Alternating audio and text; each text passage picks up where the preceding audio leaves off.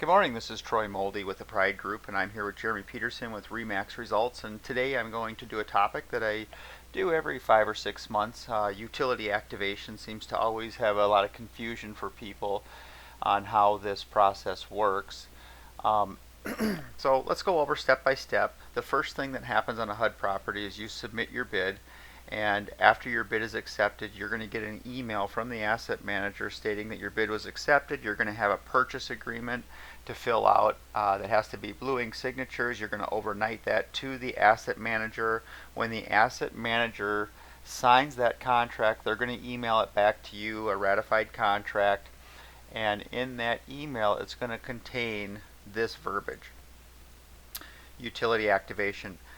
Up to this point, you do not have permission to activate the utilities. There's a lot of confusion with that people get their bid accepted and they want to schedule a home inspection right away, but you do not have permission to activate the utilities until a contract is fully ratified.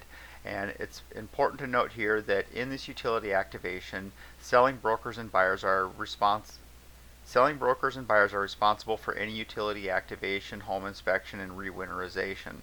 So you're going to go to BLM, who is the field service manager. They're in charge of maintaining the property, and you're going to ask for permission through one of their forms, utility activation form.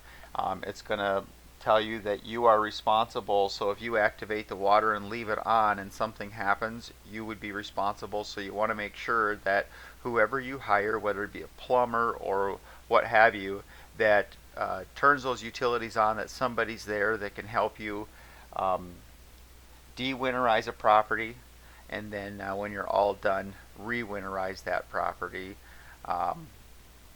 Once you have, and then also, we're just going to take a property here as an example. When you're looking at a HUD property, so let's just say this was a property that I was going to submit for my buyer. My buyer wants to use a conventional type financing. I'm going to look over here and see what kind of financing is allowable, insured with escrow. That means something's going on with the property. When I go into the addendums and I click on the disclosure addendum, it tells me here that there are some plumbing issues going on, and the reason that's zero is because there's no bids. Zero doesn't mean there's nothing wrong. It just means that the property didn't hold pressure, something is going on, and they put zero because there's not a bid. Same thing with the heating, zero. Could be something small, could be something bigger, so you want to make sure you get that checked out. But if you'll note down here, water cannot be activated for the home inspection per field service manager. They're never going to allow you to turn the water on prior to closing. So if you're using a conventional financing and that lender's requiring you to get an appraisal and that those utilities, including water, need to be turned on prior to this property closing, that's going to be a deal killer for you. So you want to pay attention to this: is can the property close, or can the property be financed in its current condition without making any changes? So make sure you pay attention to that. And then there's another report here, which is your property condition report, PCR property condition report, and you just want to go through and look at these things, and you'll see it says the water failed, systems damaged, missing some components. So something's going on with those things, so this property would be something to be looking at, that you are not going to get permission to turn the water on. You can turn the electric on, potentially gas, maybe not. You're definitely going to want to have the right people there that specialize in those areas to help you. So recap, once you get your contract accepted, then you can get it fully ratified.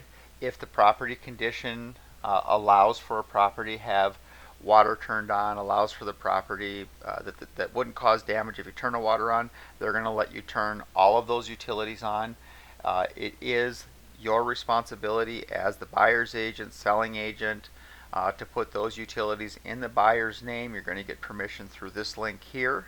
And when you turn those utilities on, you are liable, so be very careful with that. Make sure you don't flood out a house. I don't recommend leaving running water on in a home that's vacant. So, just take extra caution in those procedures, and that's how this process works. And if you guys have any questions, you can certainly reach out to me here. You can reach out to Jeremy here. Jeremy, do you have any comments that you'd like to add? No, that looks really good. Looks like Jeremy's got nothing there, so that'll wrap us up for this month, and we will see you guys next month. Thanks for tuning in.